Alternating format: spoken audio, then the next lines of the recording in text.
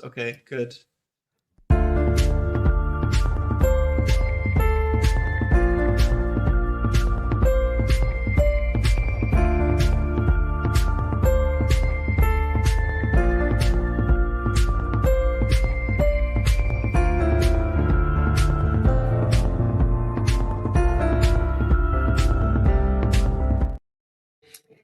Good afternoon, everybody. Welcome to the Greater Victoria Real Estate Show. We are now live on Tuesday afternoons at 2:30.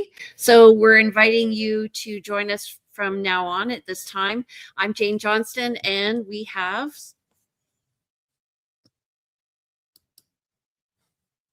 You are muted. I wasn't muted until I think we have a gremlin. Andrew Plank here. I'm with Royal LePage and with the Vibe Collective. Awesome. And Jen, you are muted. Yeah, for some reason things are muting on us. That's different. Try it again.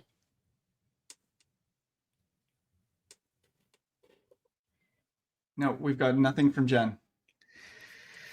Okay, so she'll come back in, I guess. So it's always a bit crazy going live. These things happen.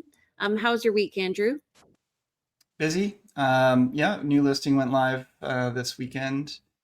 Was multiple offers by Sunday morning.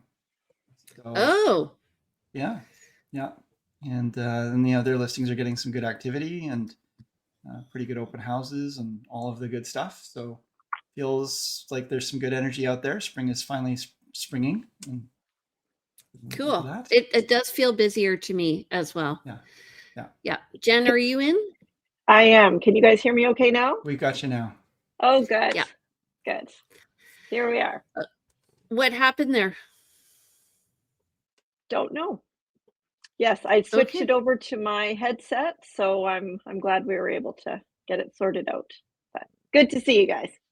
You too. Good to see you.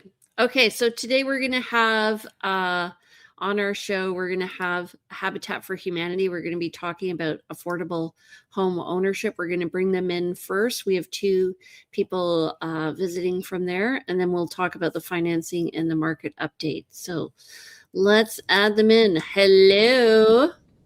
Hello. Jane, Andrew, Jen. Thanks for having us on your program. Thanks for coming in, you guys. Glad to have you. So first of all, welcome, Carmen, to Victoria. You're newer here. How are you finding it? Are you kidding me? There are cherry blossoms outside.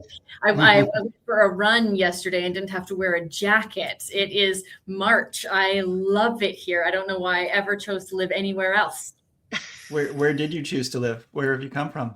I just spent the last decade in Kelowna, which is a beautiful place and a four-season playground.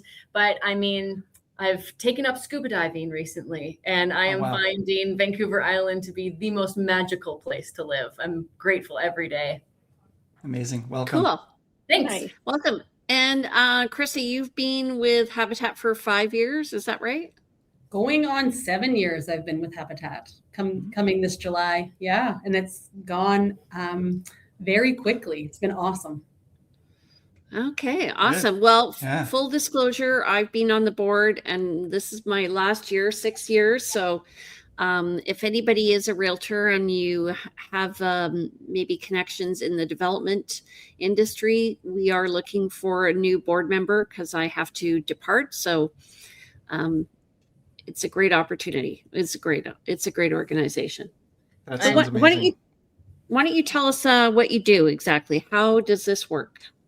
Sure. Well, Habitat for Humanity is an international organization that works on providing safe and decent places for people to live.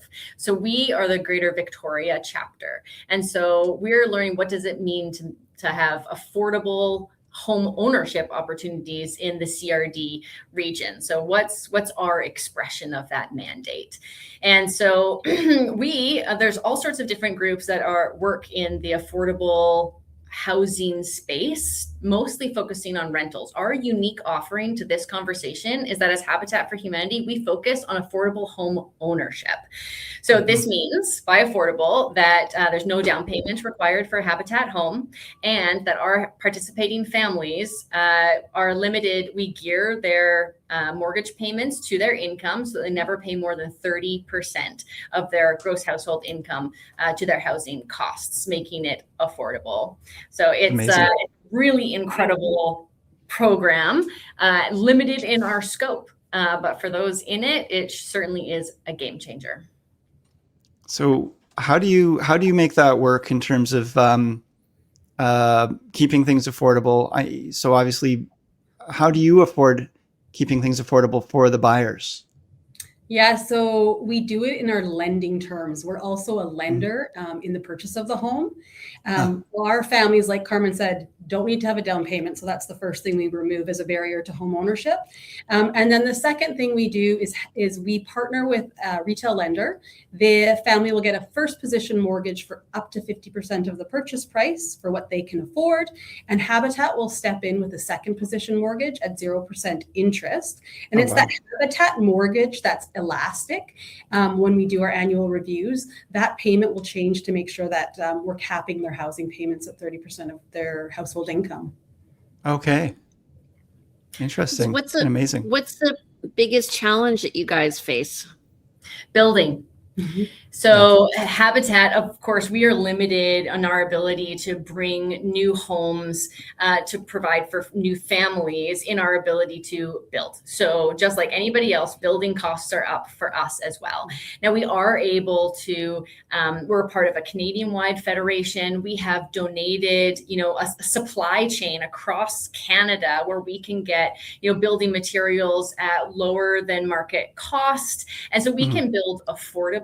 And also when we build a Habitat home, we are building simple starter homes, right? Yeah. Like they're solid, they're easy to maintain. We build them quality so that they will last and that maintenance won't be a big burden for families in the future. But we do build simple starter homes. And so between using our donated goods and building simple homes, we can build cheaply. However, to build here, it's still going to be minimum $550,000 for a home here. Sorry, Andrew. Land costs are still really high, so that's the key. That was my question. Actually, was going to be, and you mentioned it, that you are using donated goods. So you're using goods donated, I guess, through Restore or other areas? Are you using used goods in these homes? Because I guess you don't require a home warranty. Really curious about how that fits together. Yeah, so we don't actually tend to use the product from the Restore. No, Habitat Canada does have national partners they work with, and we get gift in kind through them. So that's one of them. And then we also have local businesses who just want to contribute, and they'll either do that by donating some of their inventory or sometimes their services. Those are the big ways that we help drive down costs. We don't tend to use used product, and we actually do have warranty requirements. You do.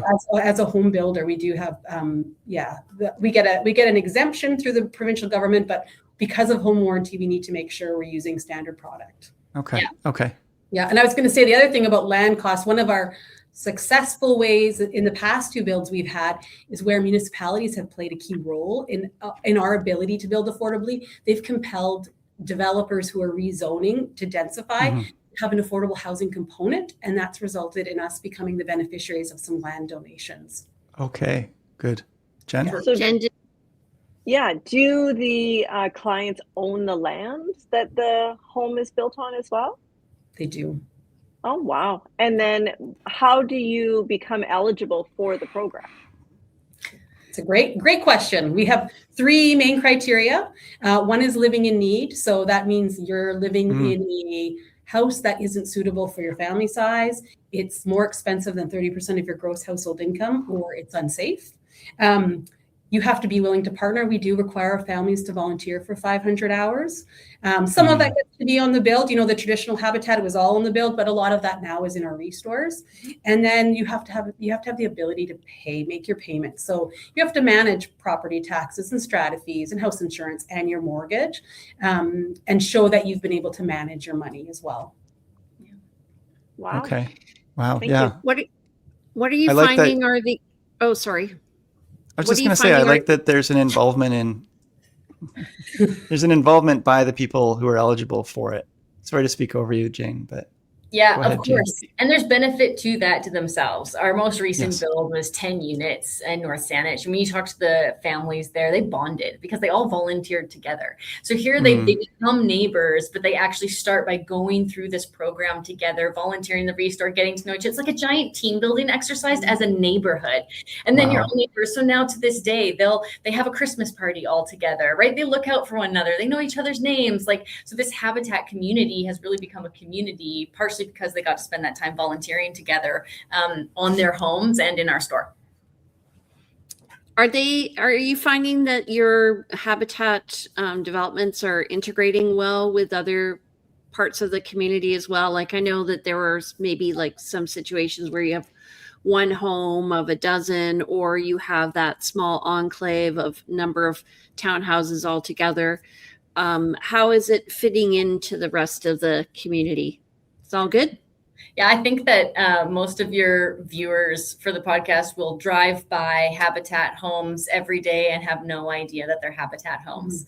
They are integrated in the communities that they're in. We don't put big signs out front, advertising our program because those families to everybody else is just another neighbor on the block. of course. I like that.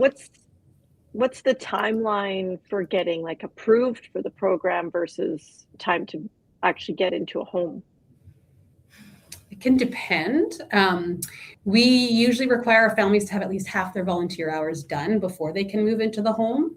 And so 500 hours typically takes 1 to 2 years. We've had some people bang it out in 1 year, but when you think about having a full-time job and trying to commit those hours, it's usually on the weekend and fitting it in. So it's about 2 years before you are fully bought the home, but often you're moved into the home at your 250 hour mark. And it depends where we are in the development cycle. Yeah, Andrew. Well, so if you have, relatively adult children, 18-year-old kids or whatever, you could have them volunteering too and applying to the hours. Does the whole family get involved in this, or is it usually one person? How does that work? I'm kind of curious there. It is usually the parents do most of it. Traditionally, our program has had children under 12 accepted into our program, or a child with a disability under 16. The kids might volunteer at the Gingerbread Showcase. There's little bits they can do. We've had them help with thank you cards and some community engagement stuff. But you can also have friends do some of your hours. So up to 100 of your hours for a couple can be done by community members who want to support you. And for a single parent, we allow up to half the hours to be done. I like that. By others. Yeah. Yeah, we have one participant where this was her story, where her community just showed up for her, and they had, was it a big weekend or a big week or something? Or I think it was multiple, like they came out multiple times. And they surrounded her. And so really she became the facilitator, coordinator of the volunteer hours. And we benefit because we get all this volunteer labor, and they all have a good community and get to support their friends. Is really heartwarming. Wow. So if other people want to be involved, and I know I've been involved in the past. I remember the real estate board at one point had some realtors out to help with a Habitat by Humanity build near Tillicum many years ago.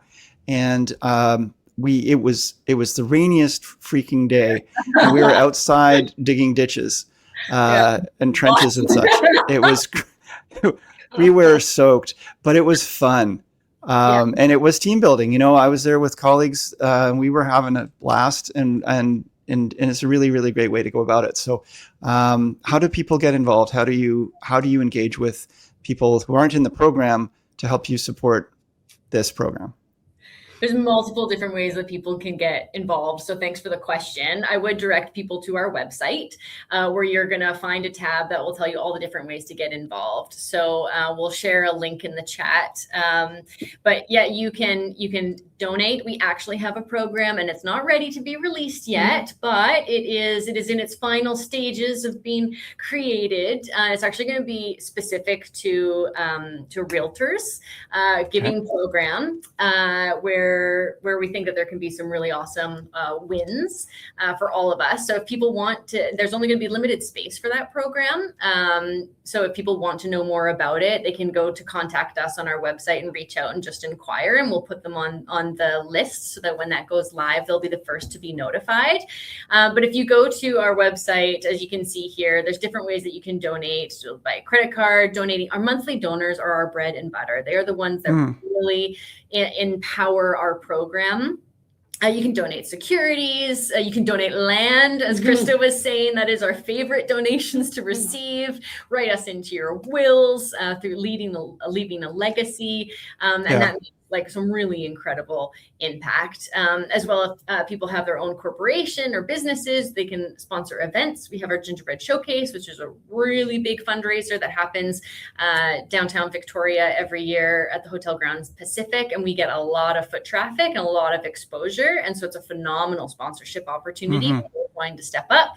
Again, limited space for sponsors, so if you're interested, you can reach out now would be the time.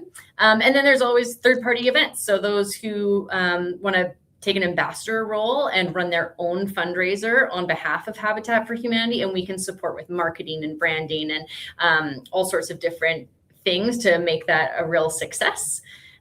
People can always volunteer at our stores. So there's lots of different ways to get involved. Oh my gosh, no end of it. Yeah, the other thing I was going to say, because realtors know people downsizing. You're downsizing, you need to get rid of furniture. You can donate your product to the Restore. Right. Or you're getting into a bigger, newer house and you need to shop and do it affordably. You can shop at the Restore. So our 2 locations, 721 Van Almen and 849 Orono Avenue, come and shop or donate. Donations are accepted 7 days a week. I've done both. Yep. Yeah. It's a great place to find treasure. It's a wonderful place to donate if you've got building materials or anything really of value. You'll take pretty much anything, but it's really more designed around building materials. Maybe you can tell us a little more about the Restores and how that all works together with Habitat and what its intention is. Yeah, you bet. We're really proud of our Restores to do well for us. They serve the community, and that last show, it's a secondhand store, mostly focusing on furniture, building supplies, and appliances. And housewares are some of our biggest categories for sales. And so everything that you need for your home, essentially, you can find in a Restore. And we have some absolutely amazing quality products, like antiques. We've got teak. We've got these beautiful solid wood furniture, right? And mostly, again, coming from those estate sales or people downsizing. So we've got the quality stuff here. And of course, all those proceeds go to support our program. But last year, our Restores collectively diverted 2.9 million pounds away from local landfill. Wow. Like, that's an absolutely extraordinary number. I can't even comprehend that amount. Like, I can't picture 290 million pounds worth of anything. Yeah. Right? So we move a lot of product. And so we're really passionate about the fact that we can generate revenue to support our affordable home ownership program while also doing something to protect our planet. So talk about like a Victoria sized fit. I think it aligns with a lot of the values of folks who live here. Is the best thing for them to do is call Restore before they want to donate? Yeah, absolutely. And they will pick up and they will give you an idea about what you have, what condition it's in. There's an online form you can send in pictures, but if you hop on the phone, then they should be able to give you an idea really quickly about whether or not we're taking what it is that you have in that moment. And we do offer a pickup service. So for those, if you have a bunch of stuff and you don't have a big vehicle, you can also request pickup service. Okay. I know for my clients, it's been really helpful to call Restore and have them pick up stuff. Yeah. Please do. It has to be in good shape. Yes, I was going to say they won't just. This isn't a junk removal service. It has to be stuff that's obviously, usable, saleable. But and everyone's got a different opinion of what that is. It is, that's actually really interesting. I think our receiving based staff are some of the best conflict management experts out there. Because it's like value is in the eye of the beholder. Well, I'm sure you find this when selling homes too. Somebody has a sentimental attachment to their home and to their things, and to them it's worth something. But upon sale, it's actually worth something else. And sometimes we're the ones to have that conversation with folks. But again, our team are experts in those conversations. Good. So there's personal growth involved in volunteering and working with the Habitat for Humanity and Restore as well. Always. This is yeah, for sure. Good. The one thing I would say, folks, if you do want to donate to Restore, and there's all these different ways you can do it, land, putting them in the will. Don't forget, Jane and Jen and I too, we would love to be in the will as well. We'll also accept donations of land. We'll certainly give a tithe and some portion to Habitat for Humanity, but I mean, so we don't want to compete with you guys.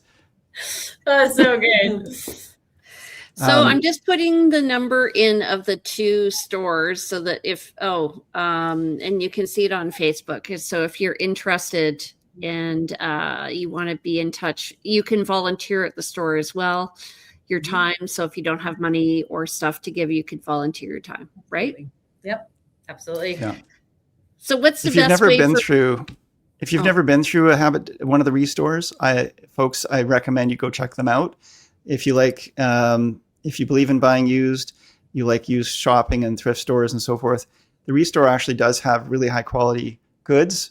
They vet them well, as Krista and Carmen already alluded to, and the prices are quite reasonable. And especially if you just need some building supply, you can find things. It's almost like going to the hardware store. Yep. They always say, try us first. Yeah, definitely. Just try us first before you go to any other place, because we may just have what you're looking for, and it's going to be 70% of what you would buy somewhere else. There you go. All right. Okay, so we just have to move on to the next portion of our program. I wanted to thank Carmen Rempel, who's the CEO, and Krista Beckema, who's the Director of Finance and Government Relations. And you can give them a call. I put the number in 250-386-7867, and they'd be glad to answer any questions. And if you're interested, I put in numerous links as well if you want to either be one of the people who is entering into affordable housing, or you want to volunteer and make a difference. And we don't actually do builds here. We don't involve people because of union issues, but you can certainly volunteer abroad as well. Correct, ladies? Yeah, absolutely. Great. Okay. Okay. Thank you so much for having us. This was great. Love your energy. Thank you. Yeah, totally. Okay. Thanks, I sent guys. you a text. Bye. Just check your text, okay? And we'll chat with you later. Okay. Okay. Bye-bye. Thanks so much. Bye. Thanks. Bye, guys. Bye. All right. Oh, that was fun. That was great. Great information. Yeah. So, Jen, what's happening with What's happening? financing? A lot.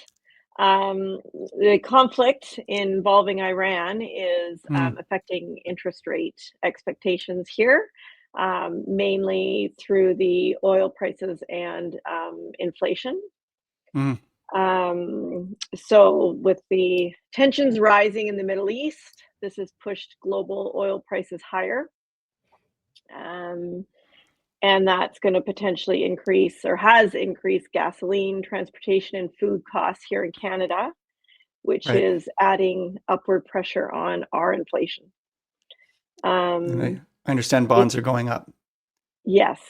So what we're seeing is immediate effect on fixed interest rates due to the bond yields. Variable rates are less immediately affected, but we'll just have to see how the Bank of Canada decides to react to that at their next meeting. So definitely we're seeing, fixed rates on the rise, 0.05 to 0.1%. They've increased so far. So not a significant amount, but enough to affect people's purchasing power a little bit. So What would 0.1% do for someone's purchasing power on $1 million, for example? Well, I can tell you like 0.25%, Yeah. quarter percentage point is $15 for every 100,000. Okay. So if So we times 15 by 10.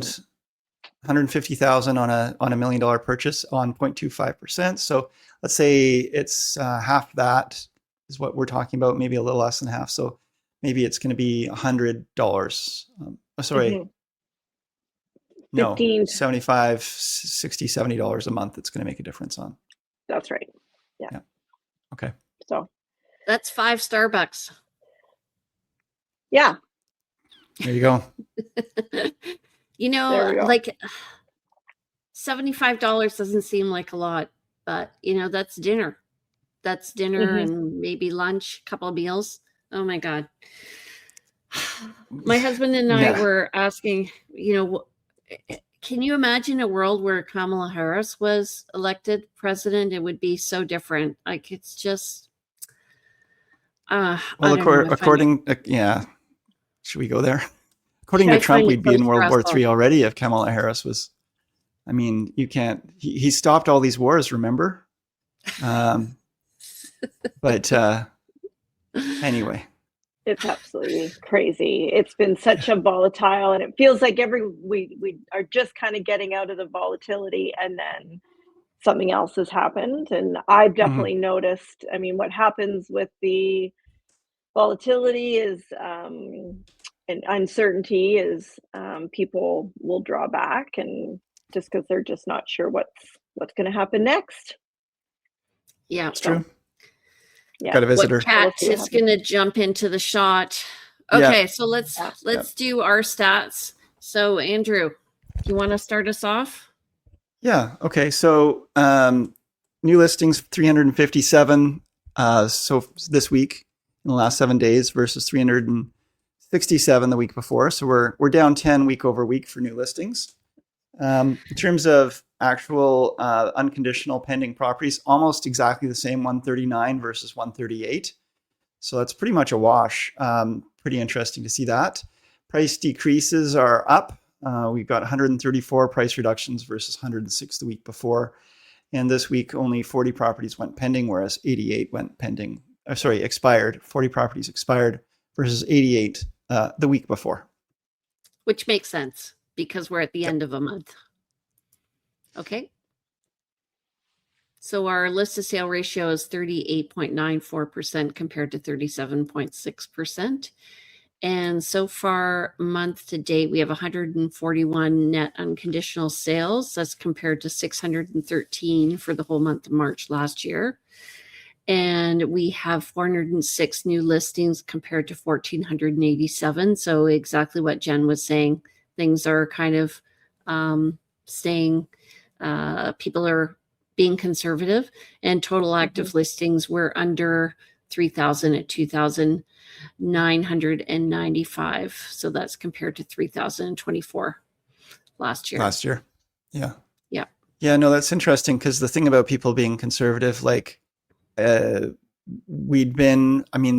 overall message has been overall, hey, interest rates are going to be going down. That was last year. Then lately, for the last while, it's been, they're going to be steady. They're going to be steady because they're just going to be steady now. And now we've got volatility going on all around the world, and it's all out to lunch. And maybe it's going to start going up again. But the only constant here is change. Totally unpredictable, really. But a lot of our buyers had been waiting for interest rates to go down during that going down environment, waiting for it to hit a bottom, and they kept waiting. Then once it settled into steady, they started coming out of the woodwork going, okay, this looks like this is the new reality now.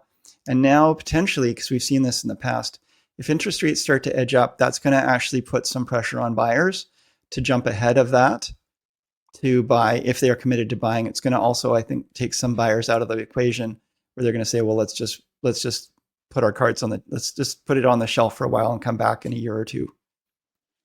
Which speaks to people should be, first of all, doing probably, do you think fixed rates now, Jen?